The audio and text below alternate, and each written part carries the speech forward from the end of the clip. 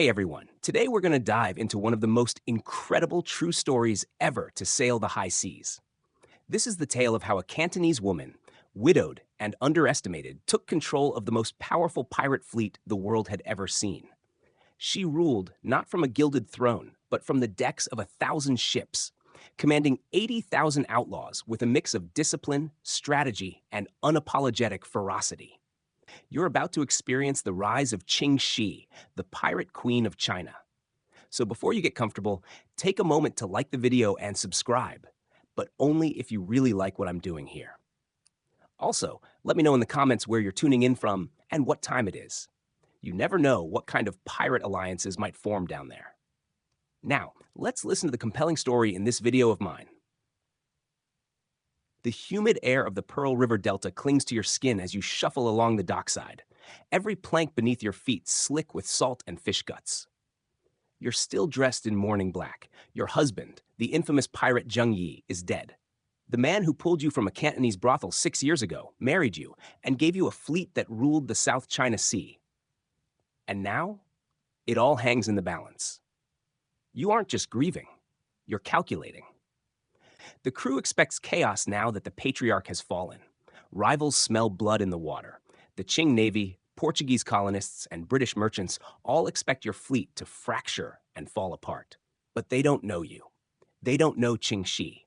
You weren't born into power.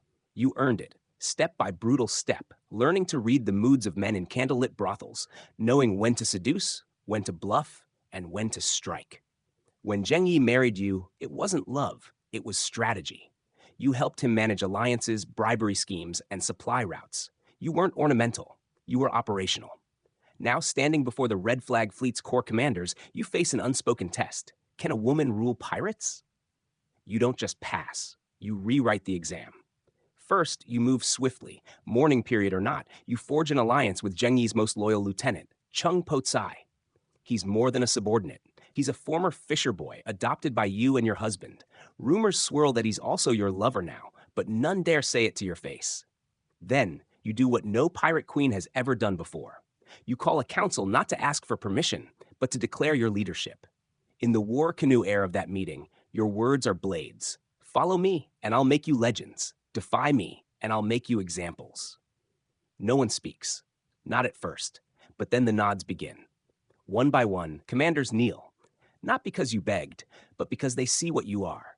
Dangerous, decisive, and necessary. Soon, flags unfurl again across the horizon. The Red Flag Fleet sails under new leadership, and under your command, it is about to grow larger, deadlier, and far more organized than it ever was before. And make no mistake, you're not here to survive. You're here to conquer. Your first move is pure brilliance. Instead of clashing with rival pirate fleets, you do the unexpected. You negotiate. The Black Flag Fleet, the White Flag Fleet, even smaller mercenary bands, you draw them into alliances, offering spoils and territory in exchange for loyalty. You move like an empress, not a pirate. You transform a loose confederation of cutthroats into a floating navy state, and they start calling you by a new name, not Ching Shih, but Zheng Yi Sao, the widow of Zheng Yi. A title of fear, not mourning. You issue orders on parchment stamped with your own seal. You appoint harbor masters, assign watch schedules, and enforce standard operating procedures on the ships. Cannons are cleaned daily. Loot is cataloged. Discipline becomes sacred. Anyone who disrespects the chain of command finds themselves whipped, imprisoned, or worse. One night, aboard your flagship, you're awakened by the clang of a bell. A young sailor has stolen from his crewmates. The crew calls for punishment. You walk barefoot across the deck, and in the eerie moonlight, deliver your sentence. The thief will be thrown overboard in chains as an example. No one questions you again. And from there, your rise is meteoric. Your pirates don't just raid for treasure. They enforce taxes on river merchants, extort protection money from coastal villages, and even dictate fishing rights. You become a government, floating, illegal, but terrifyingly efficient. Traders begin to refer to your domain as the Pirate Confederacy. Even European diplomats whisper your name with awe and fear. You wear red silk robes now, bright as fire, and command from a carved wooden throne bolted to the deck. You rule with the precision of a CEO, the command of an admiral, and the brutality of a warlord. And you're just getting started. because soon even the emperor himself will be forced to take you seriously. Salted wind lashes your face as you stand on the quarterdeck, your eyes scanning a horizon full of black sails. Your command has worked. Rival fleets once splintered, and Wild now move like fingers of one clenched fist.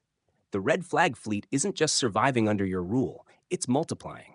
Ships once hostile now follow your lead. The Black, White, and Blue Flag fleets, once competing factions prone to bloody rivalries, have bowed their masts to you. Why? Because you've offered them something more powerful than gold: certainty. You've built a floating empire with over 1,800 ships and nearly 80,000 crew. Junk ships, warships, fast skiffs, all organized under a rigid hierarchy with designated patrol zones and supply chains. No one's ever seen pirates operate like this. Not in China, not anywhere. At sea, your captains call you Madame Zheng, not as a courtesy, but with awe. You rule with razor precision, and every commander knows it. Disobey a direct order, and you might find yourself keel-hauled beneath your own vessel. But the organization isn't just about punishment. It's about results. You create a machine, and that machine starts devouring everything in its path.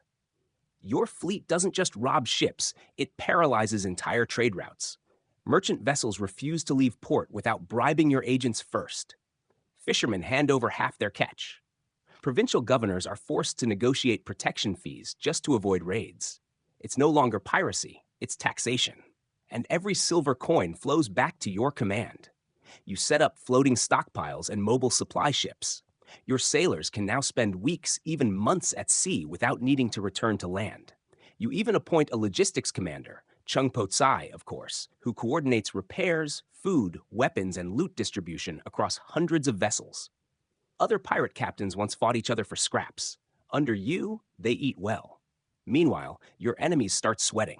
The Qing dynasty's bureaucrats are baffled. Their own navy is in shambles, poorly trained, underpaid, and riddled with corruption. You, on the other hand, pay your crews on time and reward performance. Qing captains desert. Some even join you. You raid not only villages, but government outposts. One by one, you erase imperial influence from the Pearl River Delta. The sea is yours. The coast is yours. The emperor himself is being mocked in tea houses because his navy is losing to a woman. You hear the rumors. You relish them. One says you carry a blade in each boot and can throw them both before your opponent draws his sword. Another insists you don't sleep, your eyes glowing red at night as you plot your next attack. One sailor swears you once boarded a British ship and forced its captain to drink a full bottle of lamp oil for disrespecting your rank. You encourage all of it. Fear is a weapon, and you're wielding it with finesse. But power, even at sea, needs structure. That's why you assemble what no pirate crew in history has dared: a war council. On a moonlit sandbar near Macau, you gather your top captains, each representing hundreds, sometimes thousands of men. You stand before them dressed not as a noblewoman, but as a commander. Dark red tunic, black lacquered boots, and a silver blade on your hip. You lay out a charter. Every ship must answer to the chain of command. Every raid must submit its loot to collective accounting. Every offense, rape, desertion, theft, disobedience, has a set punishment, no favoritism, no appeals, and you enforce it like a divine mandate. Within months, discipline reshapes the fleet. Drunken brawls disappear. Raiding teams function like elite military squads. When captured Qing officials are brought aboard, they're not met with chaos, but calm, systematic questioning. Your pirates don't just fight, they gather intelligence. And the results? Glorious. A convoy of grain ships headed for Guangzhou disappears one morning. You don't just take their cargo, you ransom the ships and their crews back to the province for triple the value. Portuguese merchant ships, some escorted by armed vessels, vanish near the Paracel Islands. When they reappear, they're stripped of cargo and their crew is left adrift, alive but terrified. The Westerners had heard of Chinese pirates. They hadn't imagined this. This is naval domination. But with every fleet you sink, with every silver bar you seize, the stakes grow. You know this can't last forever. Empires don't like to bleed unchecked. And the Qing court is beginning to see you not as a pest, but as a national threat. They're about to strike back. But they have no idea what they're up against. Because this isn't just piracy anymore. This is your empire, and you are its queen. The ocean rumbles beneath your ship as the first reports come in. Imperial war junks have left Guangzhou in force. Dozens of them. The emperor is finally fighting back. You expected this. What surprises you is how bad they are at it. The Qing Navy, bloated with corruption and weighed down by tradition, is no match for you. Their warships are massive and slow. Their commanders more interested in court promotion than naval strategy. Their sailors, half-starved conscripts who haven't been paid in months. You smile. They've walked right into your waters. Your scouts bring news faster than any imperial courier. You position squadrons in ambush formations, long before the Qing admirals know where they are. When their ships round the isles near Hainan, they don't find open sea, they find a kill box. You strike with the precision of a thunderclap. From behind sea stacks, your smaller, faster junks scream into view, cannons barking. Grappling hooks fly, decks are overrun, and within hours, what should have been a state victory becomes a charred graveyard. You don't just defeat them, you humiliate them. Sailors leap into the sea, hoping to swim home rather than face you. Imperial commanders abandon their vessels and beg for mercy. You show none. Some are executed publicly, their heads hung from masts as warning. Back in Beijing, the court is panicking, but the emperor still refuses to negotiate. Instead, he doubles down. He orders another armada, bigger, armed with foreign-built cannons, crewed by newly trained soldiers. You hear about it weeks in advance, so you make your move first. You direct a division of ships to bait the Navy north toward the coastline near Fujian, while you loop south and strike their resupply points. In 1 week, the new Qing fleet loses its rice, gunpowder, and medical supplies without a single direct battle. Then, when they limp back toward port, hungry and demoralized, you swarm them in the fog. It's a massacre. Your own sailors cheer you as the wreckage floats past, calling you the Dragon Widow. Some swear you control the tides themselves. Others begin to pray to you. But not everyone is cheering. The Portuguese, watching from Macau, are getting nervous. You've seized their trade vessels, kidnapped their officers, and cut off major sea routes. They're not used to being afraid, especially not of a Chinese woman who wears silk and speaks with a brothel-born accent. So they act. A Portuguese squadron attempts to intercept your fleet near the Pearl River estuary. They believe their Western cannons will make the difference. They're wrong. You're faster, smarter, and already prepared. You split your forces, use decoy ships to draw fire, then flank them from both sides. Cannons roar in the dusk. By nightfall, half their fleet is on fire, and the rest are limping back toward their enclave. You don't chase. You don't need to. Macau goes silent for weeks. Then word comes from even further west. British merchants in the South China Sea are demanding protection. You've become more than a pirate. You've become a maritime revolution. The Qing Empire, Portugal, and Britain, all in your waters, all bleeding.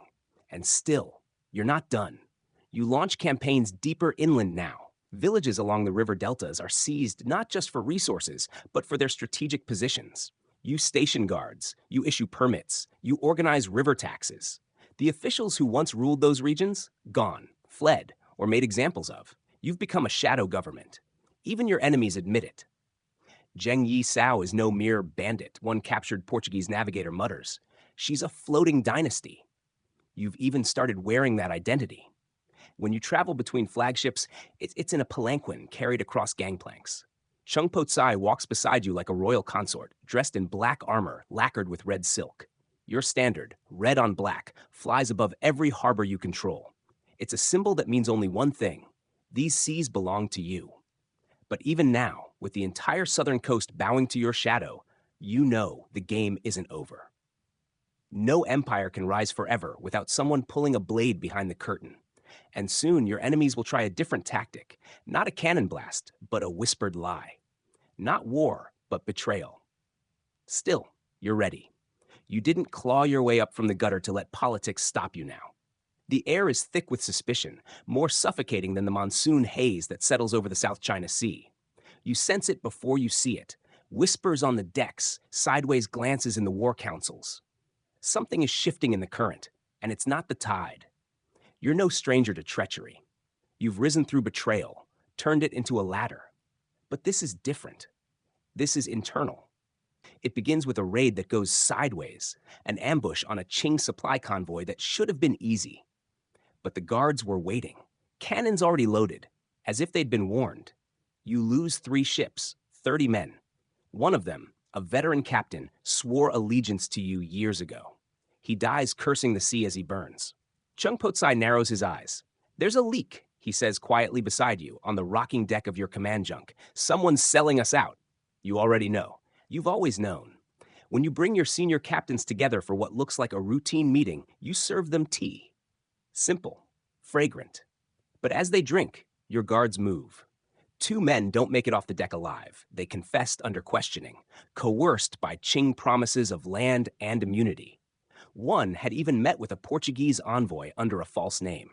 You make the others watch as their bodies are dumped overboard, weighted with chain. The message is clear. Loyalty is life. Betrayal is death. And yet, the cracks continue.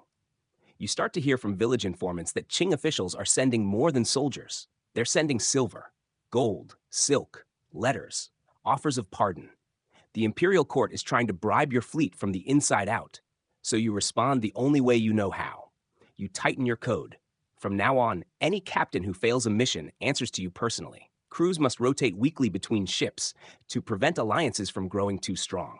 Messages are encrypted. Orders are given face to face.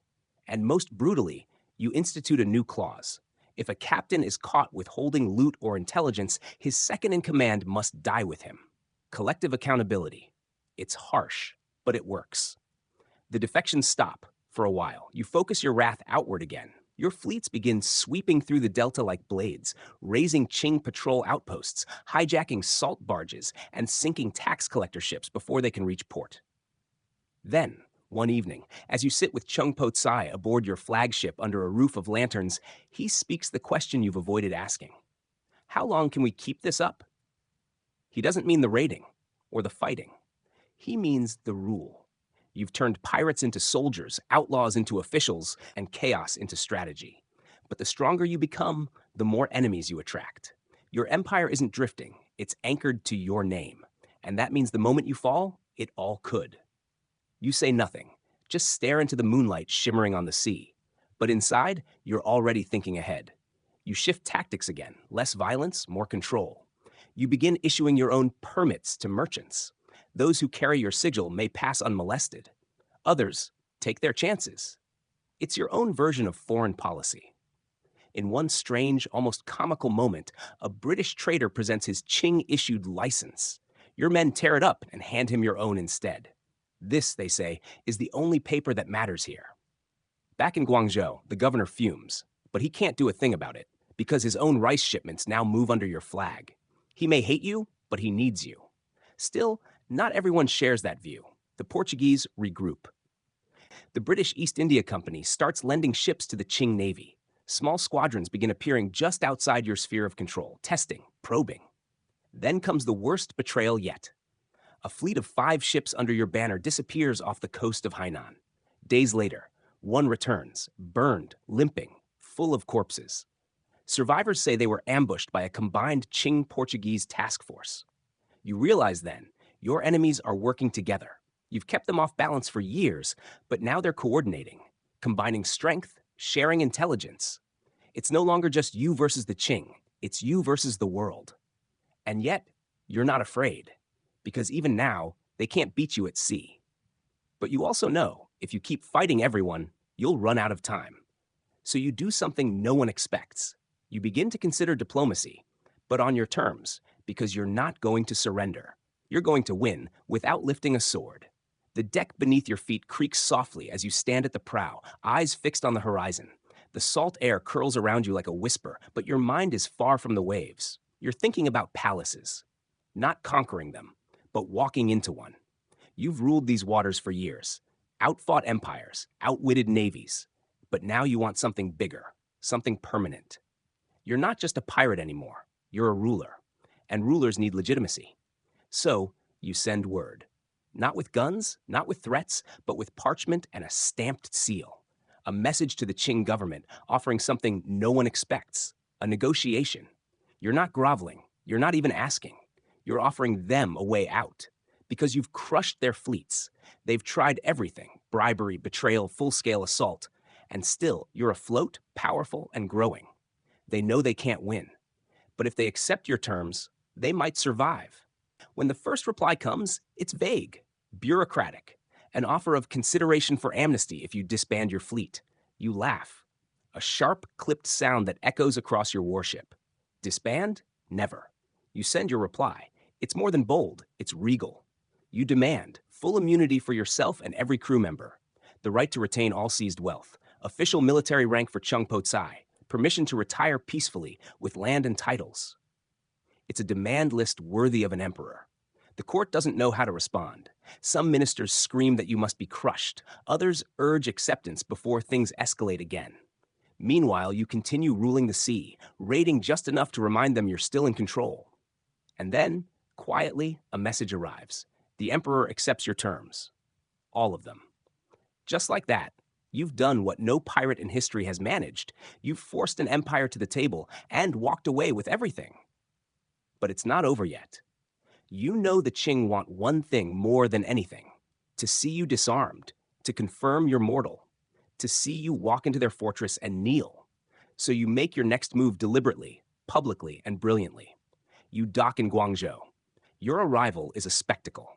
Over 300 ships accompany you, not as a threat, but as witnesses. Your men remain aboard, weapons sheathed. You and Chung Po Tsai disembark unarmed, wearing flowing silks, your flags lowered, not in defeat, but in diplomacy. The city is buzzing. Commoners gather along the docks. Qing officials watch nervously from balconies. And you? You stride into their palace like you've lived there all your life. You don't kneel. You don't bow. Instead, you sit. Across from you, government ministers, military commanders, envoys, all watching you as if you might flip the table and take the building by force. But you don't need to. You've already won. The terms are finalized in less than an hour. You receive a full pardon. Chung Po Tsai is granted a naval commission. Dozens of your officers are accepted into provincial service.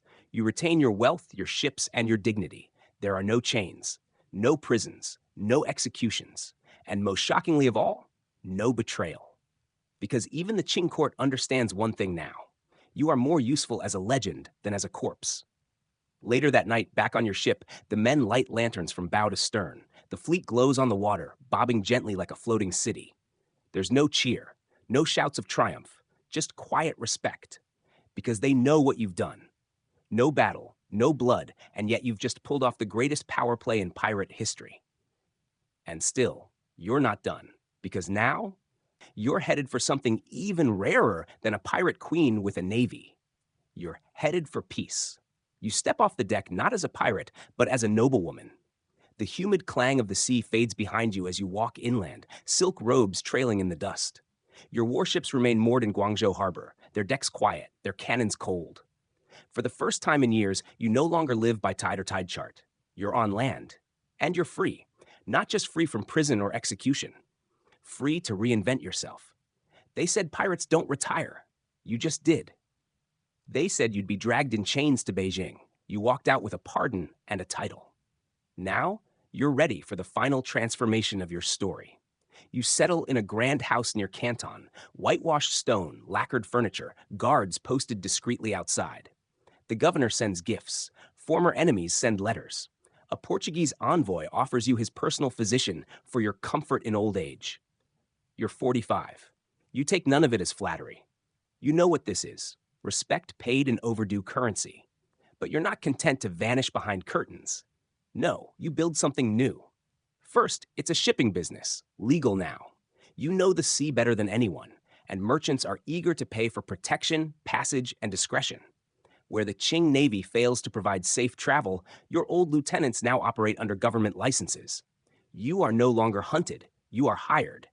Next, you open a gambling house, not just a den of vice, but a gilded palace of smoke and silver. Mahjong, dice, drinking, anything that lets men lose fortunes quickly. And when they do, you lend them money. With interest. You become the silent queen of Canton's underworld economy. Quiet, but not invisible. Your influence spreads inland. You sponsor brothels, but insist on regulations, hygiene, and fair pay. The women there call you Grandmother Zhang, though you're still sharp as ever, still dressed in deep red, still flanked by silent, watchful guards. You also retain something else from your past: a small secret fleet. 5 fast ships, hidden upriver in a fishing village loyal only to you. just in case. Because you know better than anyone, peace can be as unstable as war. Chung Po-tsai, ever loyal, serves in the Qing Navy now. An officer. Decorated. He visits you regularly, sitting beside you on the terrace, sipping tea in comfortable silence. You never remarried, but neither did he. Some call him your son, others your lover. In truth, he's both and neither. He brings news from court. Pirates still haunt the coasts, but none are like you. None will ever be. Your story becomes legend before you're even gone. In marketplaces, children pretend to be you, shouting orders, swinging wooden swords, declaring war on the emperor. Sailors still whisper your name before storms. Some even leave offerings at sea, rice wine, coins, letters. They believe you still protect them. Sometimes you laugh at that, but only sometimes, because part of you does understand. You were never just a pirate. You were a force, a woman who took the chaos of the South China Sea and bent it to her will. A woman who made men kneel, not with beauty or nobility, but with brilliance and blood. And now, as the days pass and the years stretch like silk on a loom, you live surrounded by what no pirate ever expected, calm. But don't mistake it for stillness. You remain sharp. When merchants cross you, you remind them of what you used to be. When men think they can cheat you, they find their wagons overturned in the night. And when the governor of Guangdong province dies mysteriously after refusing to honor a contract you arranged, no one asks questions. They know better. Your name still holds power. In some corners, even reverence. You didn't just retire, you transcended. And as twilight settles over your courtyard and the songbirds chirp in the willows, you sit calmly, hands folded, watching a generation of men who once hunted you now living under rules you helped write. You don't need the sea anymore, because the world now bends to you, just like it always did. The wind off the Pearl River carries the scent of spices, salt, and something subtler, fear. Not fear of you now exactly, but of the legend you've left behind. You stroll through a Canton market, veiled but unmistakable. Traders bow without even realizing why. A coin flips, a whisper spreads. That's her, the pirate queen, the one who beat the king, the one who made entire fleets disappear. But you don't need to speak. Your story walks before you. And across the sea, your enemies, what's left of them, still carry scars. Though you've stepped into a quieter life, your shadow has not. In Portuguese Macau, the colonial governor still recalls your blockade. In Hong Kong's harbors, British traders still scan the horizon twice, out of habit, remembering how one of your smaller junks lured an East India convoy into the reefs. Even now, in the wake of your retirement, the red flag fleet's influence lingers. You left no vacuum. You left a structure. Former pirates turned customs inspectors. Smugglers now wear uniforms. Entire river patrols are manned by men you once commanded in open defiance of the empire. The Qing court may pretend they reformed the region, but you know the truth. They just painted over your flag with theirs. Still, the empire keeps its eyes on you. You catch them sometimes. Spies dressed as merchants, lurking in tea shops, asking too many questions about your operations. You let them live. For now. But you make sure they leave with a clear message. You are watching too. And just as your enemies haven't forgotten, neither have your allies. Old captains visit you in secret. Some come as honored guests, others disguised, fearing entanglements with government life. They bring gifts, maps, stolen documents, rumors of revolts. Not because they expect you to rise again, but because they know you could. You've become a lighthouse in their minds. Not a flame of war, but a beacon of stability. One night, Chung Po-tsai returns from a diplomatic mission. He enters your courtyard without a word, kneels by the koi pond, and hands you a scroll. Inside, news of a pirate uprising in Fujian, distant and disorganized. He looks at you. They think they're you, he says flatly. You nod, folding the paper. They aren't. Because there's no magic in piracy. No secret spell that makes men follow you. You knew every trick, every pressure point, every fear and dream your crew had. You understood them better than they understood themselves. That's why they followed you. That's why they never turned. And that's why none of these upstarts will last. But what does last? That question follows you more often now. You've seen so many rise and fall, emperors, warlords, lovers. You've sunk more ships than most generals ever commanded, and now you walk gardens and play mahjong under hanging lanterns. It feels peaceful, almost too peaceful. So you begin writing, not memoirs, Those are for cowards and poets. You write a guide: how to command men, how to break and rebuild loyalty, how to survive betrayal, how to win without war. You never publish it, never even give it a title. But you write every night by oil lamp, the sea breeze turning the pages gently, as if the ocean itself is reading over your shoulder. You're not immortal, but you understand something more useful. You're inevitable. Every time a woman is underestimated, every time a system assumes you'll fade, every time someone says she can't rule, she's just a... Your story answers for you. And that's the most powerful fleet of all. You stand at the edge of the docks once more, watching ships slide along the dark water, silent, graceful, obedient to the wind. And for a moment, it feels like nothing has changed. But everything has. You no longer command the red flag fleet. You no longer raise the black and red banner or bark orders across 1,000 decks. Yet your grip on this coastline hasn't loosened. It's simply changed shape. Now, it's invisible. You own dockyards, fund shipping routes, and control guilds. The grain merchants of the South owe you favors. The gambling dens of Guangzhou pay tribute quietly through shadow networks. You're no longer a pirate. You're something far more dangerous, a queen without a crown. And then there's Chung Po-tsai, your most loyal blade. He returns often, each time a little more adorned, medals, uniforms, silk-slicked honors from an empire that once hunted him. You never say it, but he doesn't need to. He misses the sea the way a tiger misses the hunt. He still sails, still commands, now under Ching colors. But when he enters your garden, he leaves those medals outside. He sits beside you in the shade like the orphan boy you once rescued, like the man who once kissed you before going into battle, like the shadow of something only you two understand. There are things you never say aloud, that you saved him from a life of fishing nets and beatings. That he saved you from despair after Zheng Yi's death. That the world will never quite know what the two of you were to each other, mother, lover, partner, heir. But there's comfort in the silence between you. One evening, he brings you a gift, a lacquered box, simple, elegant. Inside, a red silk flag, the original one, from the old fleet. You hold it in your hands, and for a moment you're back there, wind howling, sails full, your voice slicing across the water like a blade. It's not nostalgia, it's legacy. You hang the flag inside your private hall. No one else sees it. But when you pass it, every day, you nod. Not in pride, not in sorrow, but in certainty. You did what no man could. You ruled pirates without being one of them. You mastered the art of war without claiming to be a general. And now, even in stillness, you hold more power than most emperors do in motion. But power, you've learned, isn't everything. It's what you do with it. So you spend your later years not fading, but strengthening what you've built. You teach, quietly, carefully. Girls from the local district arrive in secret, some daughters of merchants, some runaways. You train them in business, negotiation, reading, mathematics, and the sharp edge of strategy. You're not building a rebellion. You're building insurance. If the world ever forgets what a woman can be, these girls will remind it. Some open trading houses. Some become magistrates, advisors. One even marries into a Southern Navy family and whispers your code into her husband's ear as policy. You smile when word of that reaches you. It's not that you crave recognition. It's that you crave continuity. Because no legacy lasts by accident.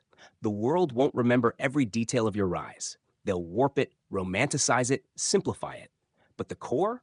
That a woman once ruled the South China Sea with nothing but her mind, her rage, and her refusal to obey? That will survive. And when you hear your name told in taverns by young men with too much wine and not enough facts, you don't correct them. Let them talk. They need myths. But you already lived it. Your breath grows quieter, not weaker, just softer, like the final wave rolling gently onto shore. The doctors come and go, but you already know. You've known for weeks, maybe months. You greet each sunrise like an honored guest, no longer needing to command it, only to witness it. You write letters, one to your granddaughter, another to the Guild of Boatwomen along the Pearl River. You sign them plainly, Zheng Yi Sao. You don't ask for remembrance. You leave behind instructions, records, and a gift of silver for the local orphan hall. Quiet things, because your loudest story has already been told. And then, one morning, you don't rise, but the city does. On the day your body is returned to the sea, fishermen stop casting nets, sailors raise their flags to half-mast, women line the riverbanks, hands clasped, lips moving with words they cannot explain. Even the magistrates send envoys, not out of law but respect. They say the water turned still that hour. No ripples, just reflection. The boat carrying you floats slowly into the horizon. It carries no grand banners, no armed guards, just a carved symbol of the red flag and a trail of red lotus blossoms. A single flute plays from the rear deck, low and haunting, and when you vanish beyond the bend, no one weeps. They don't need to, because you never truly left. You became a current, a tide, a wind that teaches girls to sail their own fate. Ching Shih, the pirate queen. You rewrote the rules, and then you rewrote your ending. Final cooldown. So there it is, the tale of Ching Shih, from a girl sold into a brothel to the commander of 80,000 outlaws, from the terror of the South China Sea to a businesswoman outwitting merchants, generals, and emperors alike. She lived 3 lives in one lifetime, a pirate, a queen, and a grandmother of legends. History tried to bury her behind her husband's name, tried to footnote her as a relic. But in truth, she was the storm, the strategist, the architect. She didn't just command ships, she built a world where order came from the hands of outlaws and law bowed to the power of legacy. Her victory wasn't just in the battles she won, but in the fact that she got to decide how her story would end. No gallows, no prison, no exile, just silence and the sea. If you've made it this far, thank you. I hope this story moved you as much as it moved me writing it. If you'd like to see more incredible stories of forgotten figures who shaped history, let me know in the comments. And hey, before you head out, don't forget, take a moment to like the video and subscribe, but only if you really like what I'm doing here. Until next time, enjoy listening and subscribe to the channel for the next video. You hold the scroll carefully, fingers tracing the wax seal still warm from the imperial sun. It is not a surrender, it's a transition. And that difference matters to you. Your fleet watches from the water, every ship bobbing like a breath held. Sailors lean over rails, officers stand at rigid attention. They've seen you order executions, lead charges, outwit naval traps. But this is new. You're steering toward peace. You don't do it in silence. You gather your captains aboard the flagship, the same men who once doubted you, the same who now owe their lives and wealth to your name. You tell them the truth. The emperor will pardon us. We keep our gold. We walk free, but we must give up the sea. No one breathes. And then, one by one, they nod. Not because they're tired, but because they understand what you've done. You've bent the might of an empire. You've won. Not just by blade, but by brain. The following days are a blur of preparation. You're deliberate, methodical. You list every ship, account for every crew member, distribute wealth with precision. Families are secured, homes promised. You offer your people not just survival, but a future. You do what no pirate ever dreamed of. You retire them like soldiers, with dignity. And then comes the day. You step off the flagship in Guangzhou, hand in hand with Cheng Po-tsai. Behind you, over 300 ships. The Red Flag Fleet, once a myth whispered in terror, now floats in peaceful silence. Even the Qing officials can hardly believe what they see. You approach the court's envoy without bowing. You don't need to. They know who you are. A clerk reads the terms aloud. Amnesty, land, freedom, naval appointments for Cheng Po-tsai and key lieutenants. You barely blink. It's already done. You don't give a speech. You don't need to. The wind carries your message across the harbor.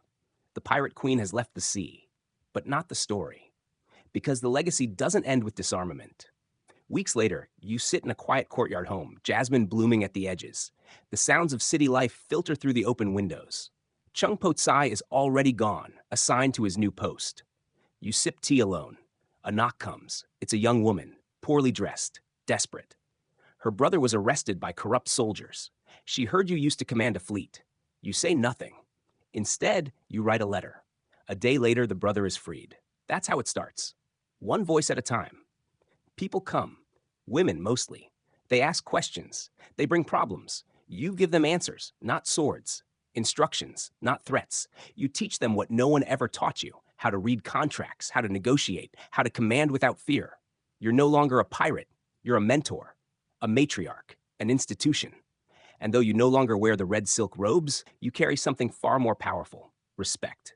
In the alleys of Canton, in the court's closed chambers, in the taverns still haunted by salt and smoke, your name means something. Not dread, not danger, but power earned. You walk through the city and men move aside. You visit temples and children stare in silence. You exist now as something rare, a woman who conquered, endured, and chose peace. And unlike the ships that once carried your flag across endless waters, you are still here, rooted, unshakable, unforgettable. You walk the market alley like a phantom, silent, graceful, untouched by time. The incense sellers nod respectfully. The children scatter ahead of you, pretending not to stare. You carry no sword, wear no medals, but the weight of your past sways in your every step. Still, there are forces that refuse to let you rest. One morning, word arrives from Macau. A Portuguese trader's ship has been seized by rogue pirates, former members of your old alliance, now fractured and wild. The authorities assume they're under your orders. They want answers, so you give them one. You send word to Chung Po Tsai, now a naval officer, and within days the rogue crew is arrested. Their vessel returned. No blood spilled, no war reignited, just the shadow of your name, still capable of calming storms. But inside, you know the truth. The world is changing. Steamships are arriving. Foreign interests are carving up the coasts. The pirate age is slipping beneath the tides. And yet, in tea houses and guild halls, your legend grows. A traveling opera troupe stages a new play, The Widow Queen of the South Seas. You watch from the crowd in disguise as your younger self strides across the stage in crimson robes. The audience gasps, applauds. They believe every embellished tale, because truth and myth are now inseparable. In a quiet moment, you reflect on what you've built. Not just a pirate kingdom, but an afterlife in the minds of your people. Stories passed from grandmother to granddaughter, paintings, songs, whispered warnings to crooked officials. Zheng Yi Sao is still watching. Then comes the storm. A rival merchant family, jealous of your influence, attempts to accuse you of illegal land dealings. They bribe officials, fabricate records, and try to bring you down. But they forget, they're not dealing with some retired noblewoman. They're dealing with the pirate queen. You don't threaten them. You don't even confront them. You outmaneuver them. By the time the magistrate opens the case, your network has already exposed the fraud. Witnesses withdraw. Testimonies collapse. The corrupt merchants lose their license and land. You sit beneath a plum tree, eating candied ginger, unmoved. You've built something stronger than power, reputation. And in southern China, that's the one currency more durable than gold. You rise earlier now, before the sun melts into the harbor fog. The same fog that once hid your fleet now curls softly through the alleyways of Canton, past temple bells and rickety tea stalls. Your life, once measured by cannon fire and wind speeds, now moves to the slow rhythm of calligraphy, community, and calm. But the world still knocks. A magistrate's assistant comes to you in secret. He has a dilemma. A band of inland rebels have seized shipments on the Grand Canal, choking supplies to the south. The army is tied up, the court is hesitant, and yet rumors swirl that you still command loyalty from old sailors. You don't confirm or deny. You simply draft a plan. And in a week, the shipments move again. No violence, just intimidation. An anonymous message, an abandoned rebel camp, and whispers that the sea has eyes, even on land. You never claimed a title. You never needed one. But people begin to call you something new now, the grandmother of the South. You embrace it. Women come to you for advice on business. Men seek your help mediating disputes. Even visiting officials from the North pay their respects, careful with their words. You sit in the corner of the tea shop, always the same one. You drink quietly, listening more than speaking. You smile when someone asks if the legends are true. Did you really command 80,000 pirates? Did you really defy the emperor? You just sip your tea. You don't need to confirm your myth. The silence does it for you. One spring, a letter arrives, thick parchment, golden thread. It's from the emperor's own court, inviting you to Beijing for an honorary ceremony. A lifetime achievement, they call it. A gesture of peace, history, and reconciliation. You read it, you fold it, and you burn it, because you've already made peace. Not just with the empire, with yourself. Your legacy isn't marble statues or gilded halls. It's the woman you see teaching her daughter to read, using the same ink and wood texts you once used to organize raids. It's the old sailors still refusing to steal, remembering your laws. It's the story of the girl who came from a brothel and built an empire. And most of all, it's survival. You were never just a pirate. You were a strategist, a mother, a warrior, a matriarch, a storm that refused to break. The world changed and you adapted, again and again. Even now, in the twilight of your life, you are still undefeated, still the pirate queen. Here is part 13 of your script. You are old now, but not forgotten. The alley cats know your scent. The street hawkers still lower their voices when you pass. In the memory of Canton, you are not just a figure from the past. You are a living monument. One day, a delegation from a foreign merchant house, British this time, asks for a private audience. You agree out of curiosity. They come armed with maps, contracts, and translators. Their aim is clear. They want advice on navigating the tangled politics of southern China. Not trade routes, people routes. They offer silver, influence, even passage to London should you wish to visit. You wave it all away with a single hand. Then you give them the only thing worth trading, a name. A local contact, once a ship cook in your navy, now a respected harbor official. You give no guarantees, no promises, but they thank you as if you'd handed them a navy. Because your name still unlocks doors. And behind closed doors, your reach is still felt. Former captains now serve as magistrates. One even sits on the local council, not openly, of course, but they remember their training, how you drilled into them the value of discipline, code, and the power of silence.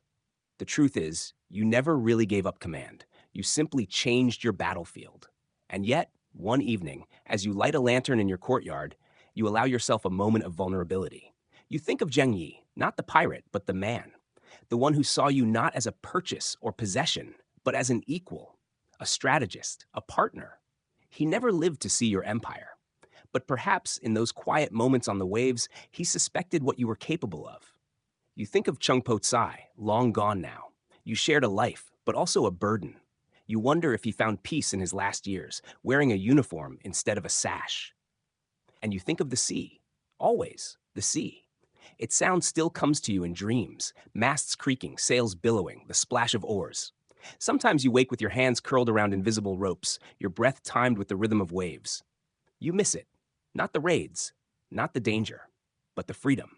Still, you chose this. And that choice, freedom by surrender, legacy over legend, was perhaps the boldest act of your entire career. A young girl passes your garden wall, humming one of the songs from the opera about you. She doesn't know you're the woman in the tale. You watch her disappear down the alley, her melody floating like incense. You smile, because that's all you ever needed, to live, to endure, and to echo. The wind carries the scent of jasmine across the riverbank, mixing with the brine of low tide. You sit by the window, watching the sun cast long golden stripes across the worn courtyard bricks. Time no longer hurries. It waits with you. And then, one evening, something changes. A boat docks under moonlight, smaller than a merchant junk, but faster than most fishing vessels. A boy steps off, no more than 16. His robe is patched, his accent southern. He knocks on your garden gate, his hand trembling, holding an old, tattered copy of a book. The Code of the Red Flag Fleet. You recognize it immediately. You invite him in. He sits across from you, clutching tea with both hands. His voice quivers with awe. He wants to know if it's true, if this book, passed down by his grandmother, was really yours. If the laws of loyalty, of women in command, of protecting the poor from extortion, if it all began with you. You nod slowly. You don't need to speak. He knows. He explains that he's trying to gather a crew, not pirates, not rebels, but protectors, against foreign smugglers, against corrupt landlords. He's lost his father. He's lost too much. But he wants to build something, like you did. You place your hand over his. You say 5 words that echo like a gong. Then start with one boat. He bows his head, eyes glassy. When he leaves, he carries no treasure, no blessing, no promise. But he carries something more powerful, permission. And in that moment, you understand. You were never the end of a story. You were always the beginning. In the weeks that follow, you hear whispers of a new boat patrolling the Pearl River, of young women working the deck, shouting commands, of smugglers fleeing before a flag they do not recognize, but fear all the same. It's not your fleet, not your code, but it's your legacy. And that is how you return to the sea. Not in flesh, but in spirit, in principle, in fire carried forward. Some nights you sit by the lantern, listening to distant waves crash. You remember your first storm, your first kill, your first act of defiance, not with regret, with reverence. History often forgets women like you, but not this time, because you've etched yourself into the bones of a coastline, because you made the world remember, and because even the tide bows to a name that refuses to be drowned. Ching Shih, the Pirate Queen. Final story segment before the 300-word cooldown wrap-up. You sense it before it comes. A shift in the wind, a quiet in the streets, a knowing in your bones that your time is nearly done. Not with sorrow, not with fear, but with a kind of gentle expectation, like the calm before dawn. You gather your belongings slowly, not because you're leaving, but because you want everything in its proper place. The silver comb gifted by a Thai merchant queen, the wooden compass once stolen from a British frigate, the rolled silk map of your old routes dotted with red ink and hand-sketched islands. Each item a chapter in the book that is you. And then you sit. And you wait. The days come easier now. You no longer measure time in tides or gunpowder. You measure it in blooming seasons, in laughter overheard in the courtyard, in stories told twice by the same old man. But the world still remembers. On the eve of your final festival, families light lanterns in your honor. Not because of your crimes, but because of your code. You are remembered not for the gold you took, but for the justice you upheld. In the South, there are children who still play red flag fleet in the street, taking turns being the widow. You are the legend they choose to keep alive. That night, you lie back beneath a sky full of stars, unchanged since the nights you spent at sea. You imagine the shape of your old fleet among them, sails aglow, waiting on the horizon. And just before you drift into sleep, you remember one last thing. You didn't just survive history. You shaped it. Like waves shaping stone, soft and relentless, like wind bending mountains with nothing but time. And now at last you are ready to let go. But you don't disappear, because legends like yours, they don't end, they echo. Waiting for the final, cool down section to close the story.